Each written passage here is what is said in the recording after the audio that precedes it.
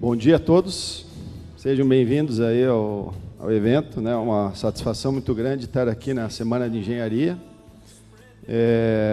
Vou me apresentar rapidamente.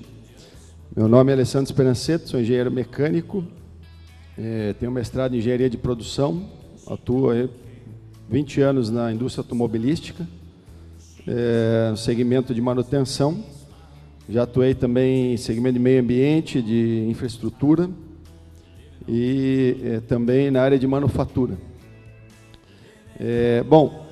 Também sou coordenador da Câmara Técnica de Manutenção, aqui no Instituto de Engenharia. É uma Câmara Técnica que acabou de ser criada, de ser lançada aqui pelo Instituto. E é o primeiro evento que a gente está fazendo aqui no Instituto de Engenharia do Paraná sobre esta Câmara Técnica, né? Então, é o primeiro de muitos aí que a gente vai estar desenvolvendo. Bom, este tema de desafio de manutenção 2018 a 2020, a gente escolheu dois tópicos, né, que a gente considera os mais relevantes, que é essa retomada do crescimento, né, e a saída da crise. Então, né, não precisamos falar muito sobre a crise, todo mundo está vivendo isso. E essa início de retomada de crescimento e as perspectivas para os próximos 3 anos. E um outro tema também muito importante, muito recorrente, que é o tema da digitalização, né? Então, a indústria 4.0, essa questão da digitalização, ela é cada vez mais presente e vai ser, a cada ano, mais presente, mais importante para as nossas empresas em geral, a nossa indústria. Então, vamos dar início. Eu vou falar da retomada do crescimento e depois o Fernando Gressler vai falar da digitalização e, ao final, a gente faz aí um debate com perguntas e respostas. Bom, então, conforme eu falei, eu vou falar da retomada de crescimento, né, os desafios da manutenção, retomada do crescimento, depois o Fernando vai falar da digitalização, os desafios da manutenção a partir da digitalização. Bom, inicialmente, para contextualizar aí o cenário, eu coloquei aqui alguns dados sobre o PIB, né, crescimento do PIB, Estados Unidos, zona do euro, China e países latino-americanos. Então, a gente pode observar aqui, né, Estados Unidos crescendo aí na faixa de 1,5% a 2,5%, zona do euro da mesma forma, entre 1,8% a 2,3%. A China, apesar de um leve desaceleração, crescendo a faixa de 7% a 6%, o que seria um sonho para nós brasileiros. Os países latino-americanos, como Argentina, Chile, Colômbia, México e Peru, crescendo aí na ordem entre 1% até 4%, no caso do... Bom, então, de um modo geral, o mundo tem um crescimento de PIB importante, né? E o Brasil? O Brasil, a gente passou por um período aí de muito forte recessão, 2 anos, mais de 3% de retração, e em 2017, o primeiro ano que a gente vai ter um PIB positivo após 2 anos de forte recessão. E expectativas para o ano que vem já é um ano de crescimento forte de 3%. Mas isso é expectativa, né? Ainda temos que confirmar isso.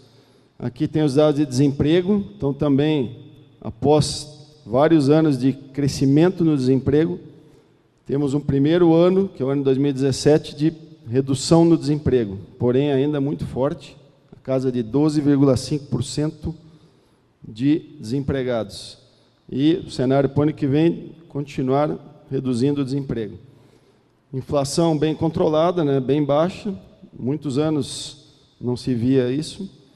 E política monetária nacional, Selic, 7%, foi reduzido ontem, de 7,5% para 7%, é a menor taxa de juros da história do país. Então, isso é algo bastante relevante, importante para a indústria e para as empresas de um modo geral, que é o que a gente vai estar falando hoje. Então, antes de falar dessa retomada de crescimento, é importante analisar o que ocorreu e ainda está ocorrendo, porque alguns setores ainda estão em crise durante essa crise, né, e o que aconteceu nas empresas e aprender com a crise. Então, em uma crise, quais são as primeiras despesas que são cortadas por uma empresa, né? Claro que isso não é algo sistêmico, mas a grande maioria das empresas, né, quando passa por uma crise, ela começa cortando treinamento externo e consultoria. Então, parou de vender, reduziu as vendas, vou lá, corto treinamento externo, corto consultoria, né, e aí começa a buscar outras despesas para cortar. Aí vai para viagens e eventos. Então, corta as viagens internacionais, corta viagens nacionais, reduz ao máximo viagens, eventos da mesma forma, né, só faz o estritamente necessário. Aí começa a vários setores, né, envolvidos nesses mercados aqui, começam a sofrer também.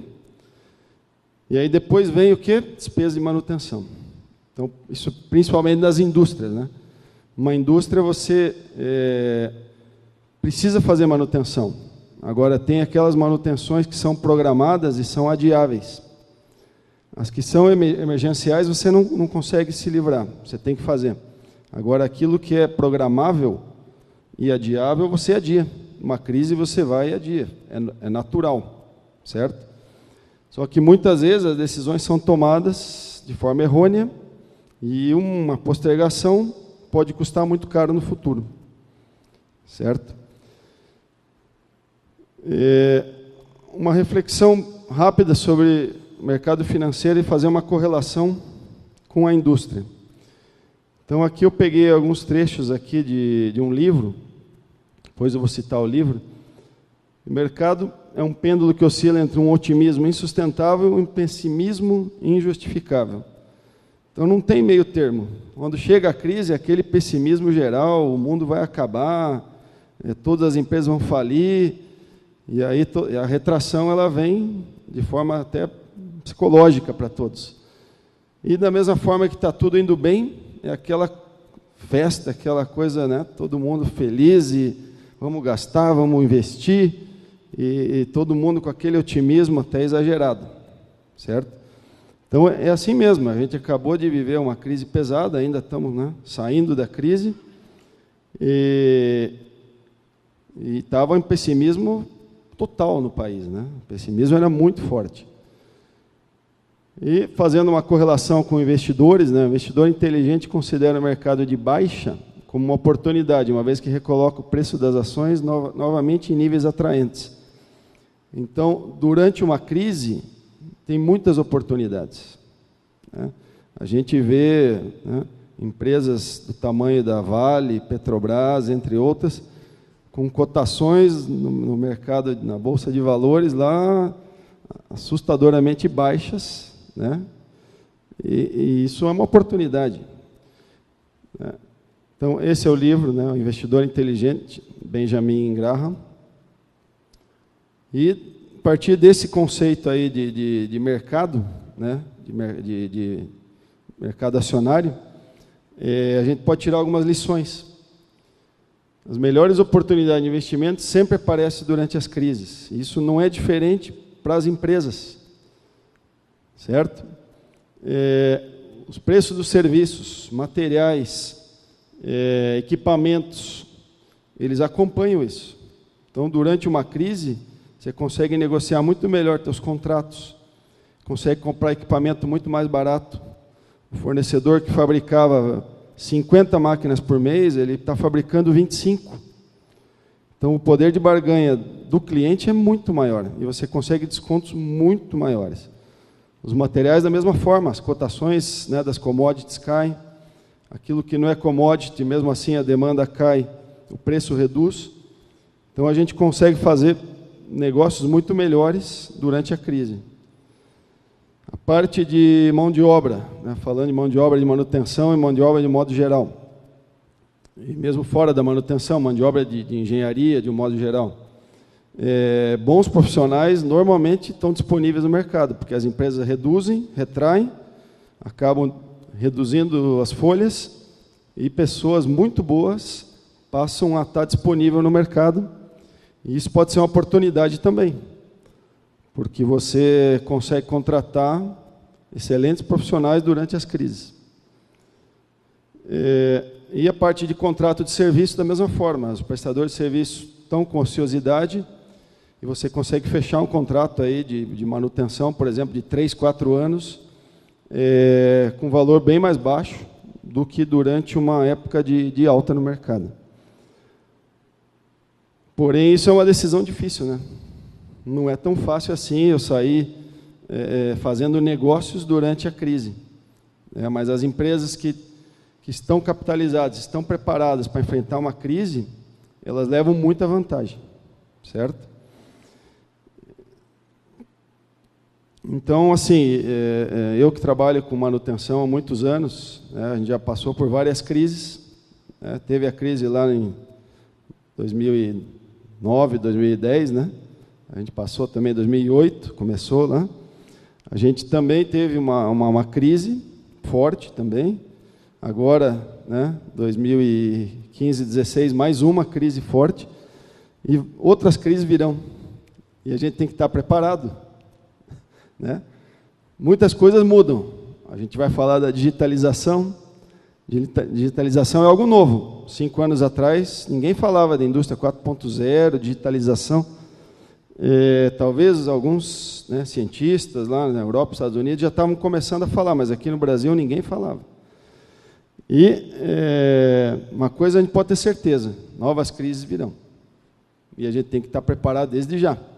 Não é deixar para daqui 5 anos, 10 anos se preparar. Então, durante a crise, eu, pelo menos, eu busco trabalhar com as minhas equipes, as equipes que eu gerencio, uma frase que é a seguinte: vamos fazer da crise uma oportunidade. É um momento propício para fazer coisas diferentes do que a gente faz normalmente. A gente pode assumir maior risco. A diretoria da empresa normalmente está propensa a assumir mais risco, né, porque às vezes não tem saída, ou assume mais risco, ou fecha o negócio. Então, é um momento propício para risco.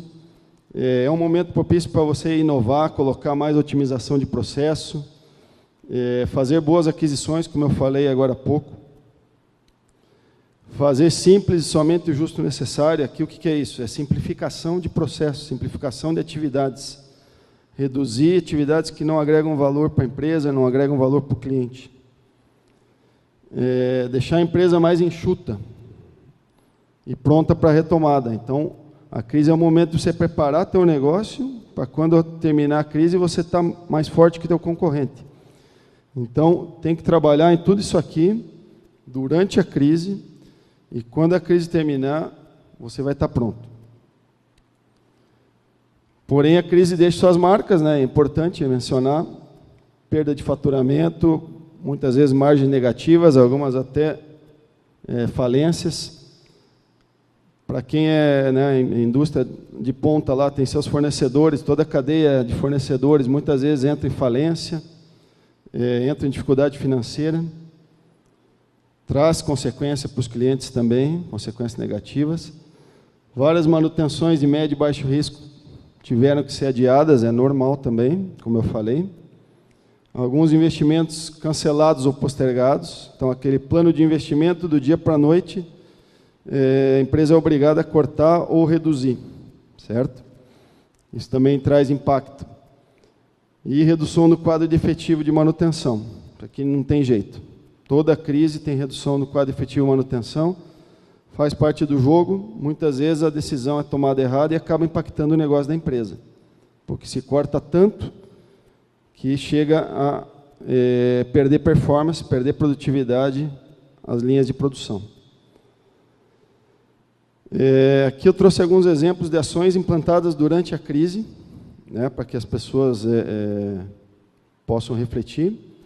Então, o programa de redução de consumo de energia é algo que tem que fazer sempre, mas durante a crise a gente consegue fazer mais ainda, a gente consegue otimizar mais, consegue ousar mais.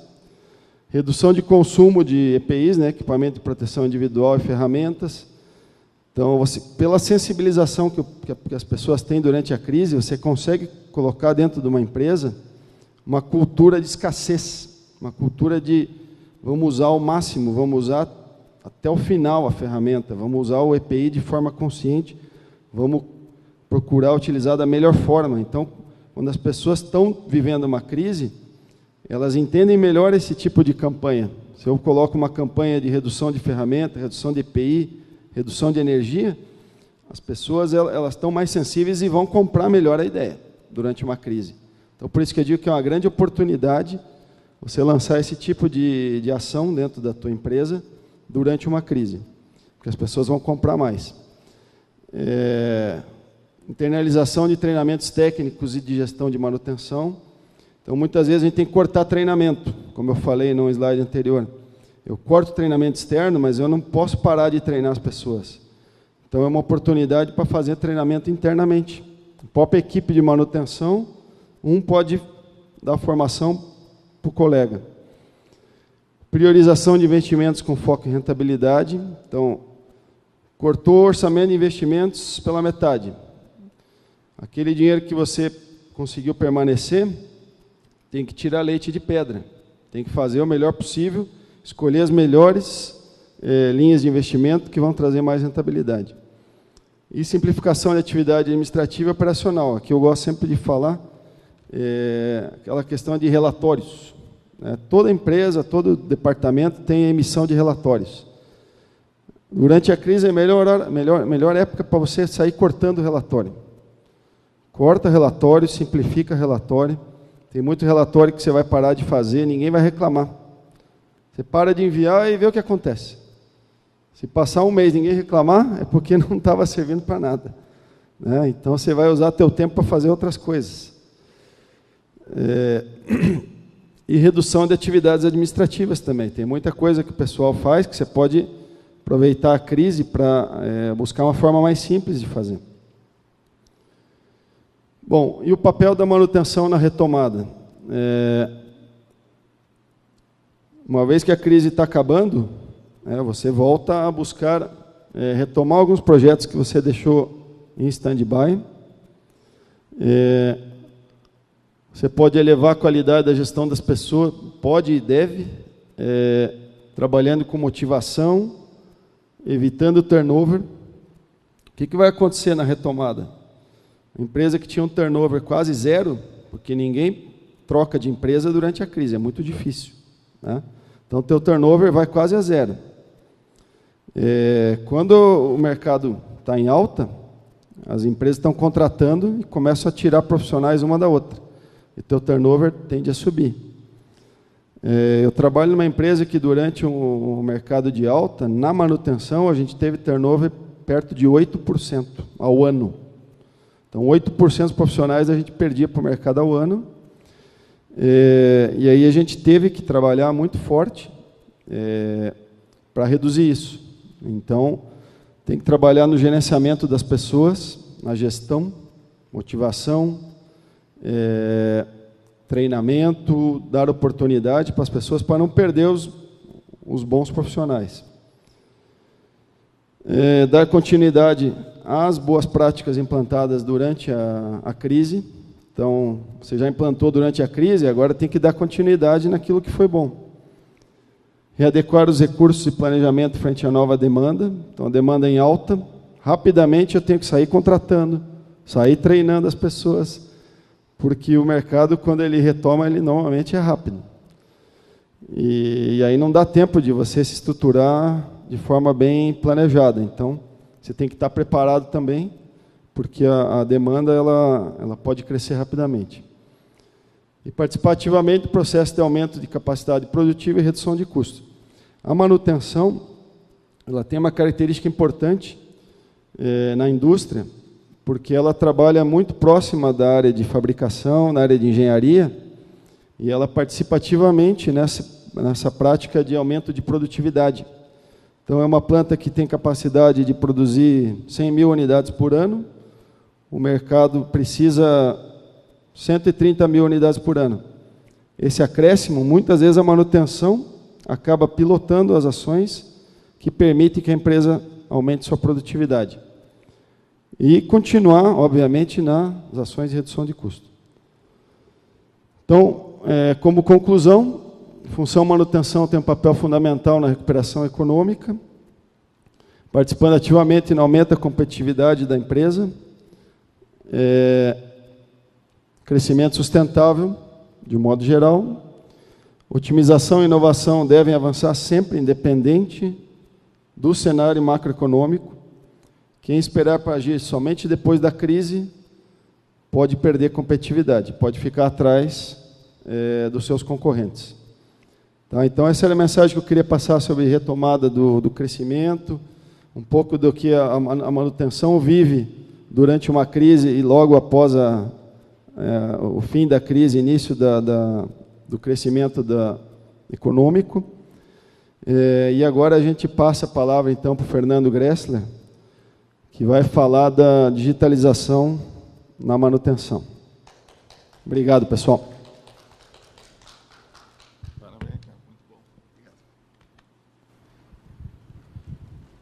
Obrigado, Alessandro. Foi muito boa a apresentação. Vamos continuar falando sobre digitalização. Para começar, quero me apresentar. Tá? Eu sou Fernando Gressler. Tenho 23 anos de experiência em manutenção. Trabalhei em vários projetos nacionais e internacionais, sempre implantando modelo de gestão de manutenção e aumento de produtividade em várias empresas. Tá?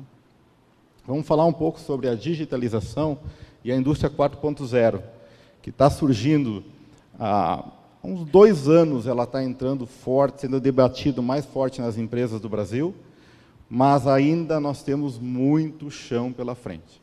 Tá? Então, a gente costuma dizer que a 4.0 é uma jornada, a gente não tem muita ideia de onde vai chegar, mas sabe que vai ter que ir, que não tem outro caminho a não ser seguir pela área da digitalização.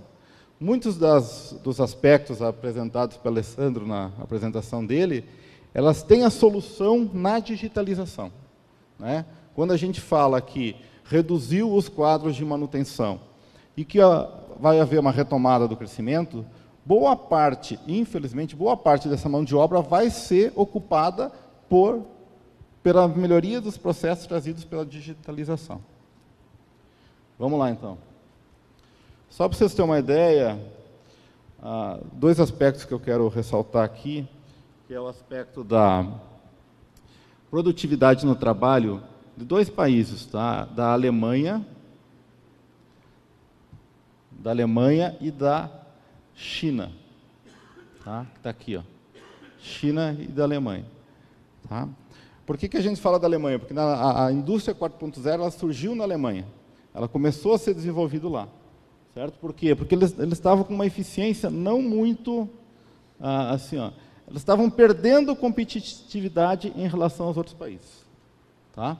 E a China está ganhando muita competitividade, e vem ganhando normalmente. Tá? Tá? O que é a indústria 4.0 e o que vem a ser a manutenção na indústria 4.0? A 4.0 é considerada a 4ª revolução industrial. A primeira foi as máquinas a vapor, lá no início do século. Foi evoluindo, se ganhou a 2ª revolução com a entrada da eletricidade. Se ganhou produtividade, se reduziu o custo e assim por diante. Depois nós entramos na era da automação. Foi na época da manufatura enxuta, que surgiu lá com os sistemas Toyotas de produção, né? Com o desenvolvimento de todas as técnicas consagradas e que chegaram até hoje, que é TQC, TPM, né? RCM, a Lean Manufacturing, tudo isso surgiu nessa época aqui, ó, na época da produção enxuta, certo?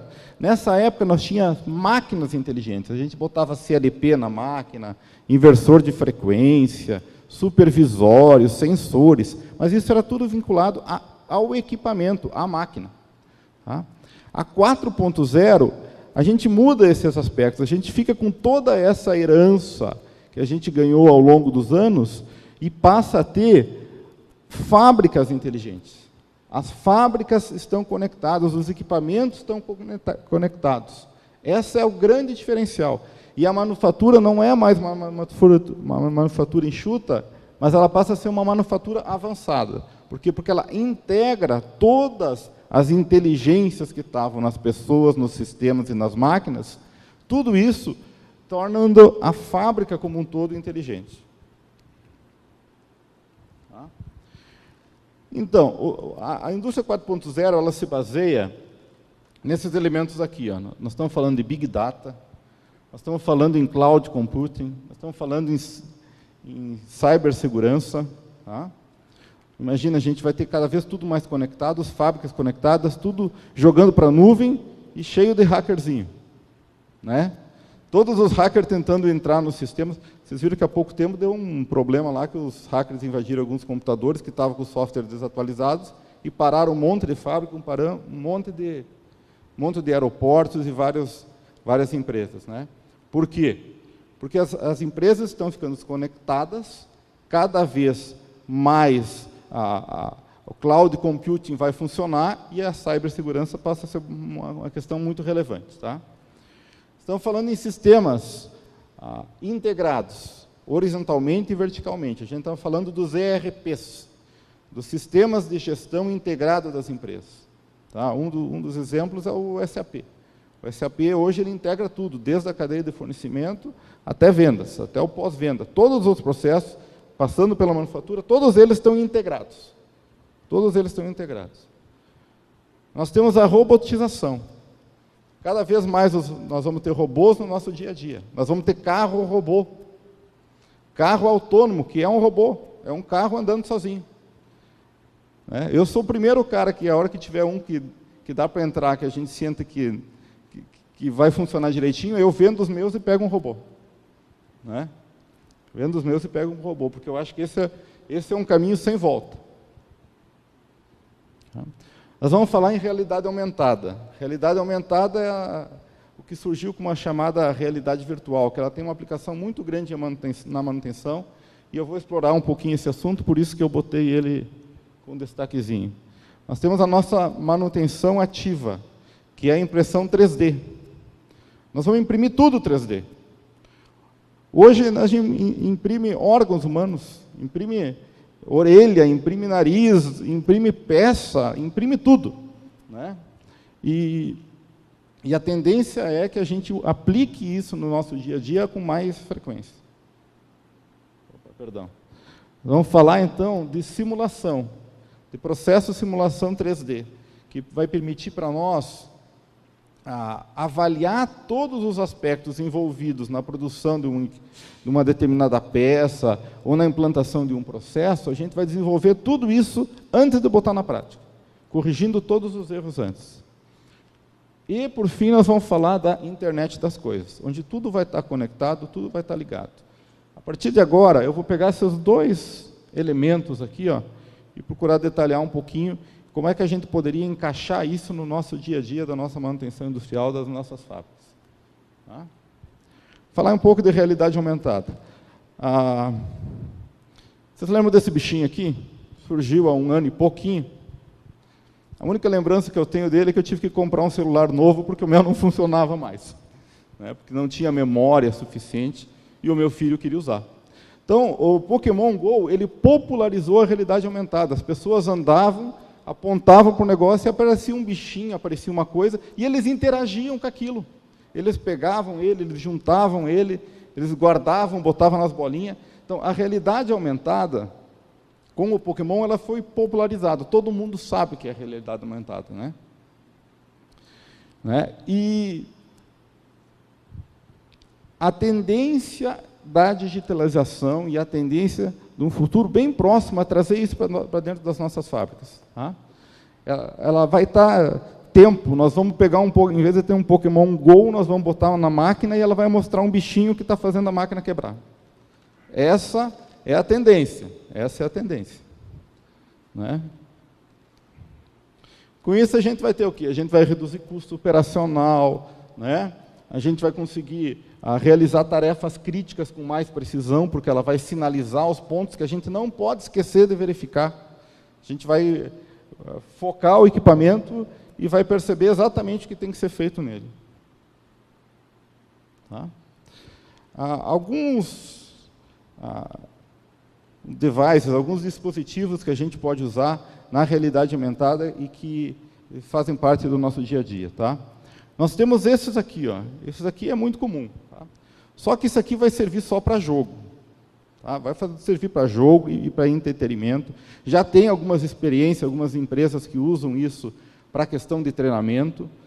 Eu acho perfeito, sem problema nenhum. Mas no dia a dia da fábrica vai ser difícil a operação, a pessoa da manutenção, fazer a manutenção de um equipamento com uma restrição dessas de visão. Acho que a própria segurança de trabalho não vai concordar muito com isso, né? Então, essa solução para a realidade aumentada na manutenção e na produção, eu acho que ela tem vida curta. Agora, quando a gente fala num Google Glass, que é um óculos pequeno, que não atrapalha, é quase um óculos de segurança, aí a coisa começamos a chegar num valor adequado ao desempenho que a gente espera, né? Em algumas áreas, como áreas administrativas, áreas de almoxarifado, essa solução aqui é perfeita, né? Tu pode ter um empilhador de empilhadeira que tem que buscar uma determinada peça no almoxarifado, com um óculos desse aqui, ele vai dirigindo tranquilinho, chegando até lá, né? Mas, para o dia a dia da manutenção, dentro da fábrica, a solução mais adequada, no meu ponto de vista, vai ser alguns dispositivos móveis desse tipo, né? Por quê? Porque eles dão uma maior liberdade, eles são mais amplos, eles têm mais recursos, permite que a pessoa continue usando todos os dispositivos de segurança dele. Então, a tendência na minha visão, tá, que pode mudar, porque nós estamos numa jornada, cada pouco muda tudo, mas é a gente usar esses dispositivos, os tablets, nas fábricas. De que forma nós vamos usar isso? Tá? Vamos agrupar. As fábricas, elas têm planos de manutenção. Esses planos de manutenção geram listas de tarefas e operações que a manutenção tem que fazer no dia a dia. Tá? É triste dizer isso, tá? Mas, hoje em dia no Brasil, os levantamentos que eu tenho apontam que 83% das empresas ainda usam tudo no papel. Tudo imprimem. Tem que fazer um checklist num equipamento, eles imprimem uma folha de papel e vão lá fazendo o tiquezinho. Tá bom, não tá bom, tá bom, não tá bom, tá bom, não tá bom. E depois eles voltam para fazer o planejamento. Ou anotam tudo no papel, registram tudo, escrevem atrás, e depois voltam lá para uma sala de um PCM para digitar tudo, para lançar tudo isso aí, consumindo mão de obra, retrabalho, ineficiência, e assim por diante, tudo. Tá? Então, infelizmente, a nossa realidade hoje ainda é muito dura nesse aspecto. Ainda é muito dura nesse aspecto. A gente pode ter um tabletzinho, um palmzinho, um coletor de dados. E esse coletor de dados, que já existe em algumas aplicações, tá, na nossa realidade, o que ela faz? Ela já traz as informações do planejamento de manutenção para a palma da mão do operador na frente do equipamento. Então, ele consegue chegar lá e verificar, eu tenho que verificar que tem uma correia que está com desgaste. Né? Ele consegue ver qual é a correia que está com desgaste, qual é o tipo da correia, quantas correias estão, né?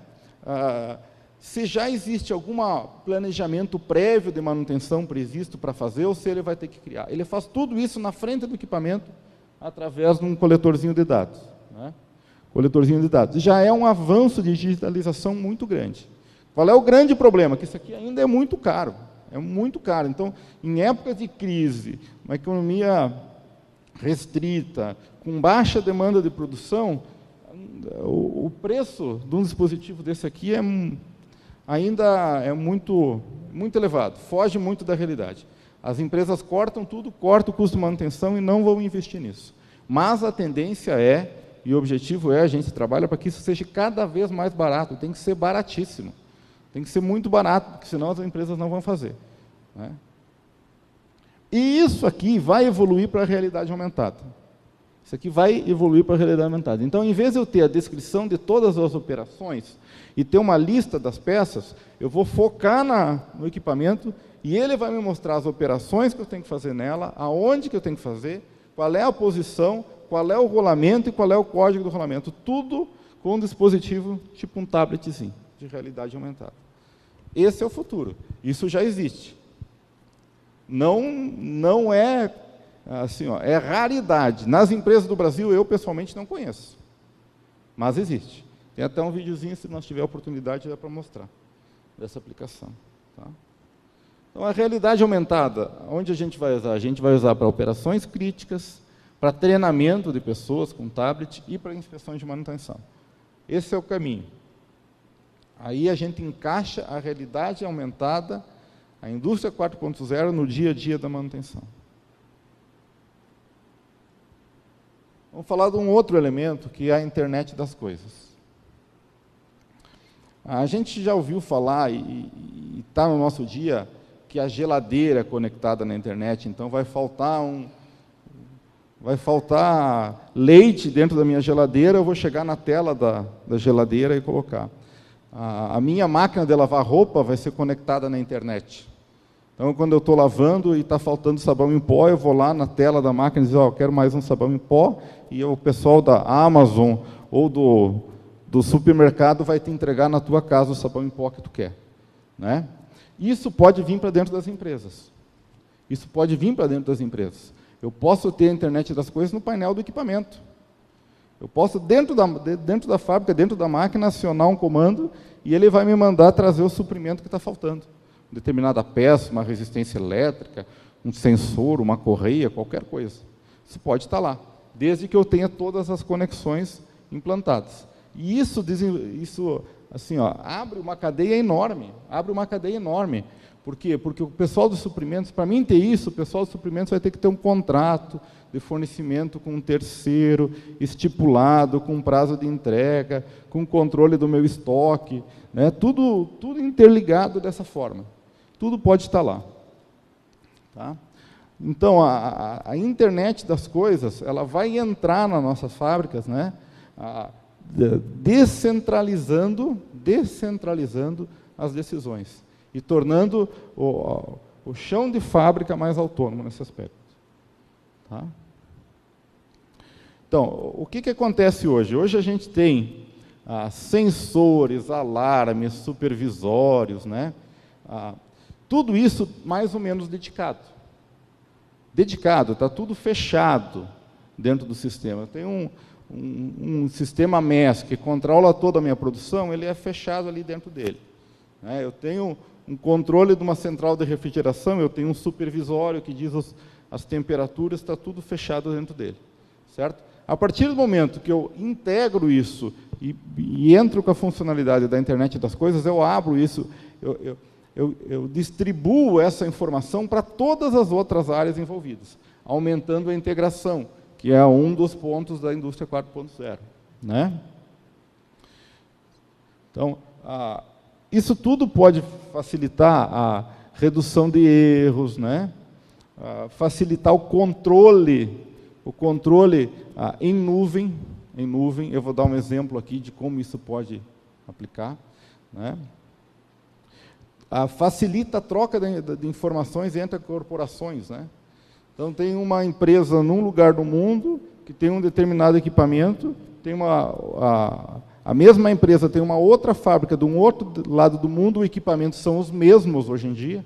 Né? Uma vai poder ver como é que está os parâmetros de operação da outra no outro lado do mundo. Por que ele tem um resultado melhor? Qual é a temperatura que está setada no set point? Tudo isso ele vai poder ver via internet das coisas. Tá? E eu procurei sentar e pegar todos esses elementos e desenvolver uma figura que representasse toda a indústria 4.0 no universo da manutenção, todos os elementos dela. E eu construí essa figura aí. Ela começa assim, ó. Ela começa com um equipamento e sensorzinhos de vibração nele, que vão detectar as condições de funcionamento dele. Essa aqui, eu posso transmitir via internet das coisas, via cloud computing, para uma determinada área, um setor, ou uma empresa fora, que eu vou apresentar o exemplo aqui, que pode analisar esses dados de vibração e pode chegar a várias conclusões dessa análise de vibração. Ele pode chegar à conclusão de que está faltando lubrificação no sistema, certo? Então, esse próprio sistema, ele pode mandar uma mensagem de retorno para uma bombinha de lubrificação, que também está ligado na rede e que já faz a correção da lubrificação. E já vai checar online se isso deu certo. Como é via internet, isso não precisa estar na empresa, não precisa ter ninguém fazendo isso aqui, pode ser fora. Né? Pode ser fora. Ele pode chegar à conclusão de que o problema é um desgaste do rotor da bomba. E aí ele vai ter que fazer um planejamento de manutenção disso aqui. Então ele manda essa informação direto para um ERP, para um SAP da vida. Já gera uma ordem de manutenção. Essa ordem de manutenção, ele já gera e verifica a capacidade da minha força de tarefa de trabalho da manutenção, se ela tem condições ou não tem condições de fazer aquilo, e já define uma data. Já define uma data. Certo? Essa análise de vibração, junto com o meu ERP, ele pode me disparar uma requisição de compra. Eu tenho que comprar o rolamento, certo? Como está tudo integrado ao sistema de compra, e tem o procurement, tem uma cadeia de suprimentos integrada com o fornecedor, o pedido já vai chegar direto lá no fornecedor que vai mandar a peça. Né? Então, de uma simples análise online, eu posso passar por todo esse sistema e chegar aqui. Ó. Tudo digital, tudo informatizado, certo?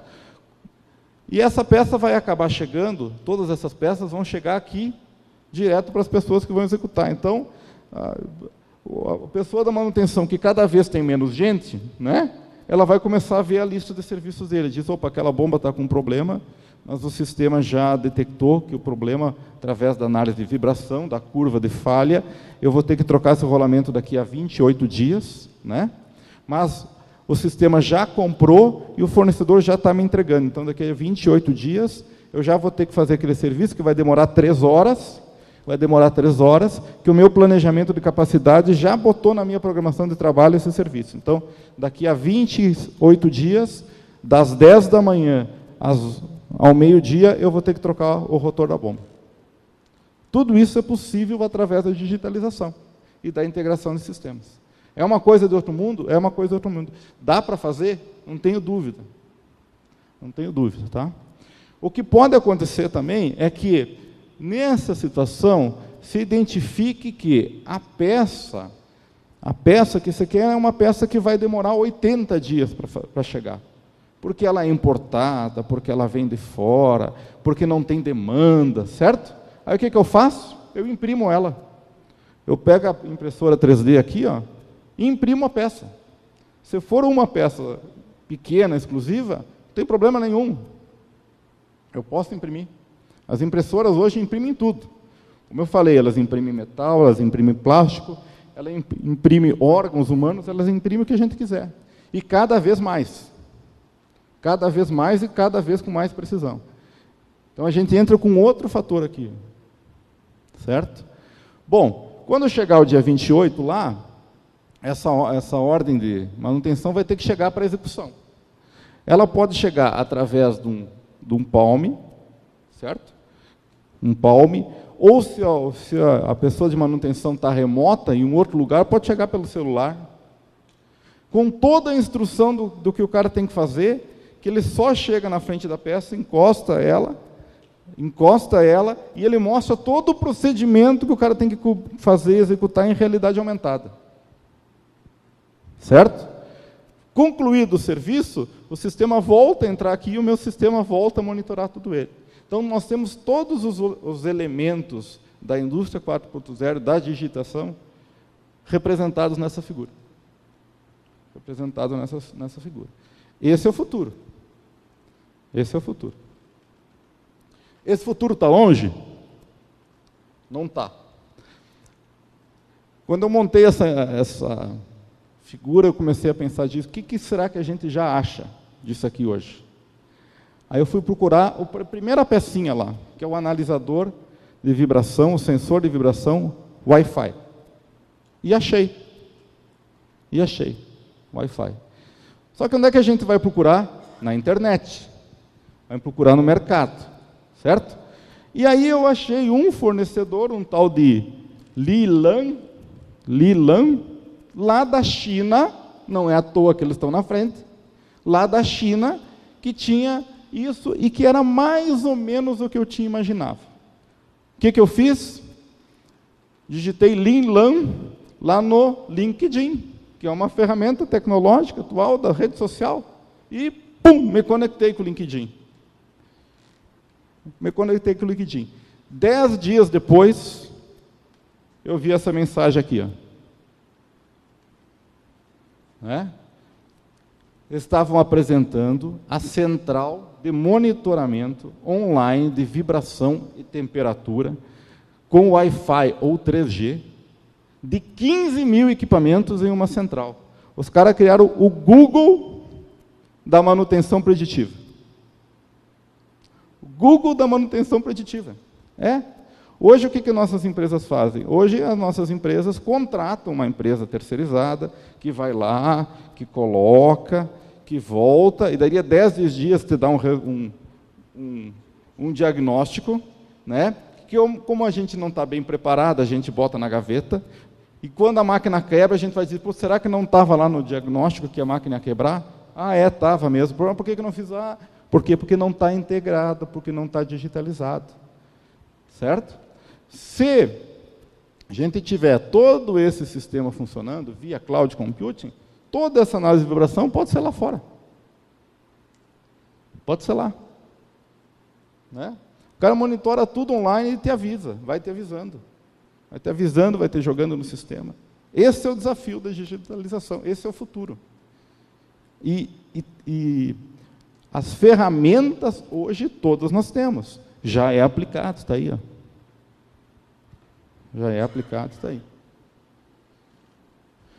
Bom, tem alguns obstáculos que a gente sempre escuta das pessoas quando fala em 4.0, em digitalização, que são esses dois aqui. Qualificação da mão de obra. Né? Nossa mão de obra não vai estar preparada para trabalhar com todas essas tecnologias. Né?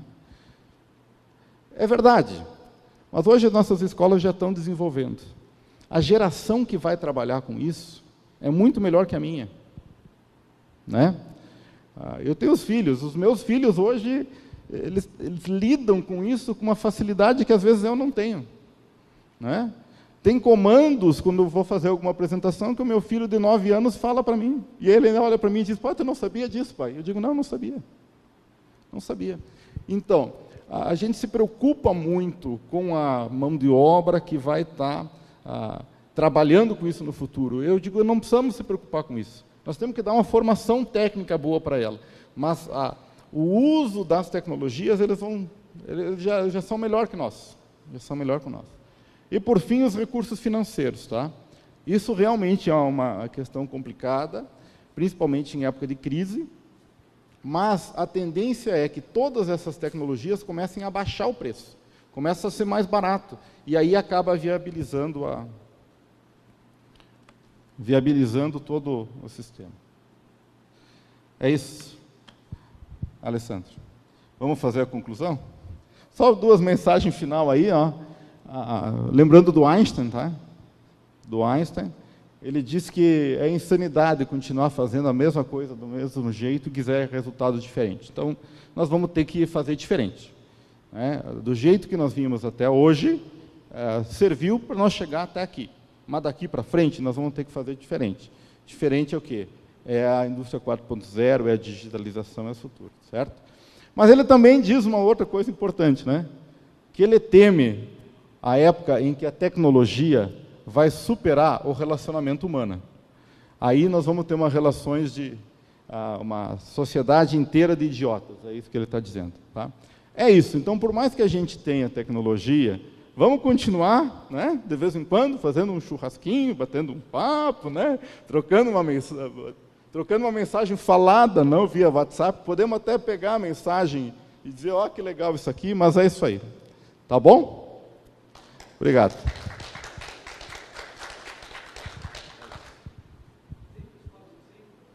Tem?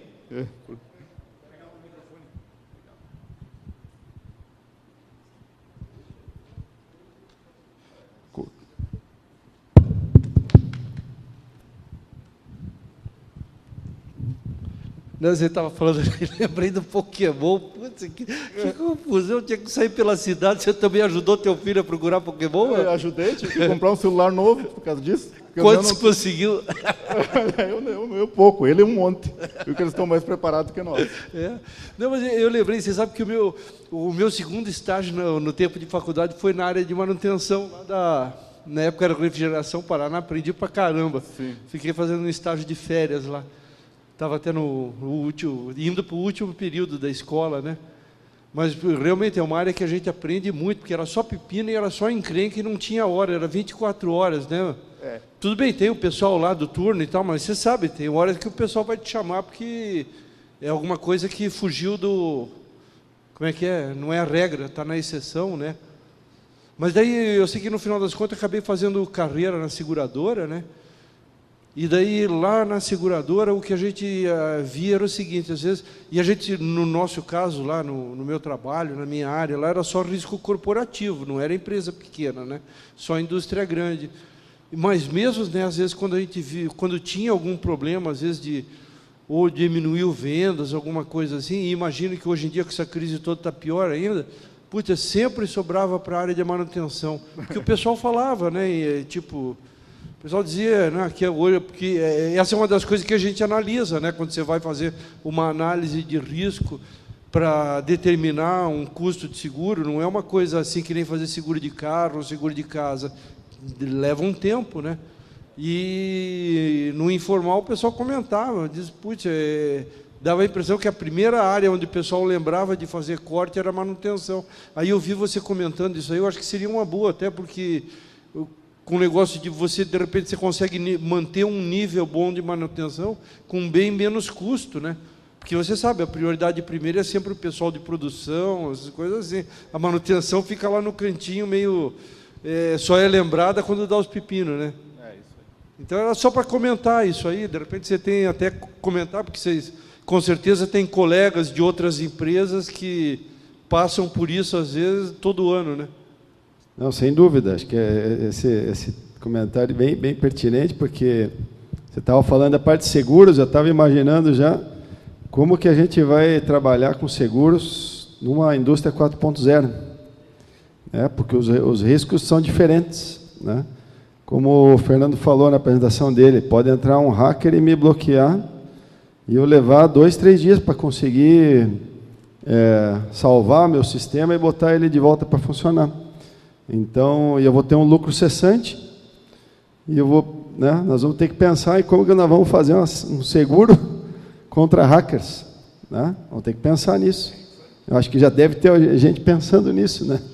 Porque realmente é um risco diferente, né? Antes era um acidente de trabalho, agora não é um acidente de trabalho, agora é um hacker entrando no meu sistema e travando tudo e parando a minha produção. Então, realmente, acho que isso é bem interessante. Eu não sei se mais alguém tem alguma pergunta aí. Bom dia, meu nome é Ricardo Vidinich. A pergunta é, o nível, a quantidade de informações cresce muito. Como é que vocês lidam com essa questão de excesso de informações? Isso é uma preocupação. Quando a gente fala em Big Data, a gente está falando em muitos dados, né? E eu tenho uma visão particular sobre isso. A gente tem que entender que nem todas as informações são importantes o tempo todo, né? Quando a gente fala ali em fazer uma análise de vibração, num Big Data, numa central de monitoramento preditivo, a tendência de desgaste do equipamento, ela não é muito rápida, ela é previsível. Então, nesse aspecto, a gente vai ter que ter um sistema que filtre essas informações e trazendo os dados à medida que eles são necessários. Porque se nós botar um sistema de monitoramento online, a gente tem os dados o tempo todo. Mas isso não serve para nada ter o tempo todo, certo? Então, ele vai ter que fazer coletas, vai reduzir o número de dados, vai tornar a informação mais precisa, e tu pode aplicar métodos estatísticos para tornar esses dados todos confiáveis.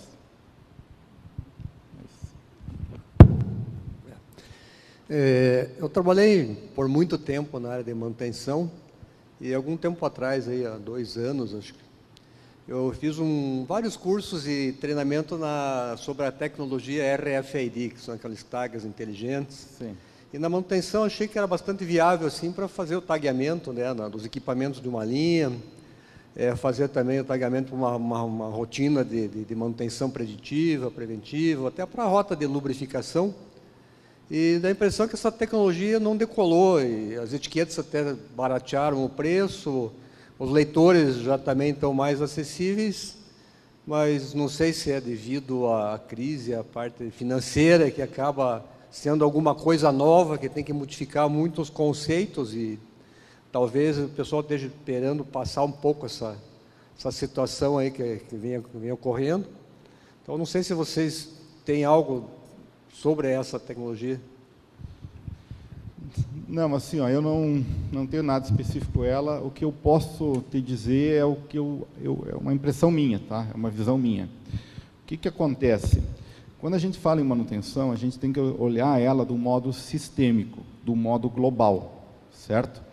Então, todas as tecnologias, elas têm que contribuir para todo o ciclo de gestão de manutenção, certo? Então, adianta muito pouco eu ter um sistema que identifique que eu tenho um problema no equipamento através da análise de vibração, se eu não tiver uma rotina de gerar ordens de manutenção, de programar a manutenção e corrigir o erro. Certo? Quando a gente fala em sistemas de identificação, a gente está falando em uma parte desse sistema. Então, essa parte do sistema, ela vai decolar, ela vai ser importante a partir do momento que eu tenho estruturado todo o ciclo de gestão. Todo o ciclo de gestão, para que gere o resultado, porque o resultado do aumento de produtividade está na máquina funcionando. E o TAG, o sistema de identificação, ele é importante no processo, mas ele não garante a minha máquina funcionando. Né? A máquina funcionando, a gente garante se apertar os parafusos dela e botar a graxa na hora certa. Né? Então, todo o mecanismo ele tem que contribuir para isso. É claro que esse sistema vai ser muito importante quando tiver a situação de realidade aumentada, ela vai contribuir e vai ser a forma digital da gente identificar isso.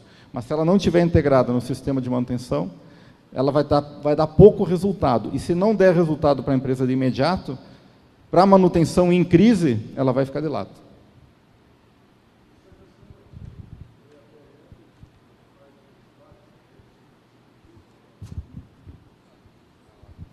Você falou, né? Eu digo, esse comentário que você fez é no sentido de gestão de ativos, né? Certo. Aí a BRF está trabalhando em cima da ISO 55000, está implantando uma sistemática de gestão de ativos mais ampla, assim, de ciclo de vida e coisa? Eu não tenho essa informação, tá? Tá.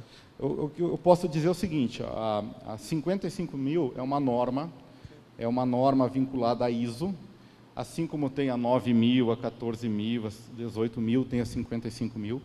Eu vejo a 55000 com bons olhos quando se fala em seguro. Porque hoje as empresas seguradoras, elas não têm como certificar que a empresa tem um sistema de gestão de ativos e sistema de gestão de manutenção eficiente. Agora, se ela tiver uma certificação através de uma 55000, né, aí ela tem um comprovante, um documento que atesta a confiabilidade dela, certo? Então, a 55000, eu fico feliz, porque eu trabalhei muitos anos na BRF, tá? Eu sempre fui um defensor disso, porque a BRF é uma empresa que paga seguros altíssimos, né? Tem várias empresas que pagam seguros altíssimos, certo? Eu sempre fui um defensor que, a partir do momento que a gente tivesse a certificação da 55000, ela tem condições de pleitear algum retorno em função dos seguros. Né? Só complementando, sobre o RFID, né? Realmente, na manutenção, eu particularmente não vi nada ainda implantado de RFID, mas o produto final, por exemplo, um veículo, né? Já existe isso, de você colocar uma etiquetinha RFID lá ou no para-choque ou no para-brisa do carro, e você consegue rastrear todo o caminho que ele percorre até chegar na mão do cliente. Então, normalmente você produz um carro, vamos dizer, em São Paulo,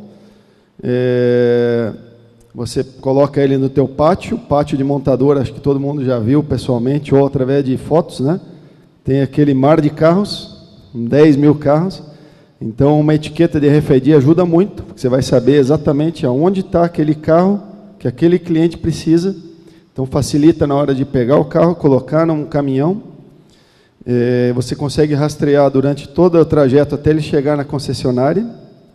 Então, essa aplicação já existe para RFID. Agora, na manutenção, eu acho que ainda tem que baratear um pouquinho mais, porque, por exemplo, se eu colocar no motor elétrico que custa R$1.000, uma etiqueta que hoje custa, sei lá, R$15, R$10, talvez ainda não seja viável. A hora que ela custar 50 centavos, aí já vai ser viável. Tá? Então, realmente, eu acho que é uma coisa que ainda vai acontecer. E sobre a gestão de ativos, eu concordo 100% com o Fernando. É algo para mim que veio para ficar, né? Está avançando, mas eu acho que a tendência é que avance mais rápido. E tudo que a gente falou aqui, acho que vai tornar mais robusto a gestão dos ativos, onde eu tenho tudo integrado e tudo dentro de um sistema, eu consigo gerenciar muito mais facilmente isso. E aí é bom para todo mundo, né? É bom para quem está do outro lado lá fazendo seguro, é bom para nós que estamos ali gerenciando. Eu consigo ter a visão global, né, do ativo como um todo. Desde que ele, antes, na fase de projeto, como o Fernando falou, eu vou simular o funcionamento de toda uma linha de produção, e depois, na hora de, até o final da vida dele, eu vou ter isso, o histórico dele todo integrado, documentado, informatizado, com dados precisos. Bom, acho que é isso, né? Obrigado. Aí tem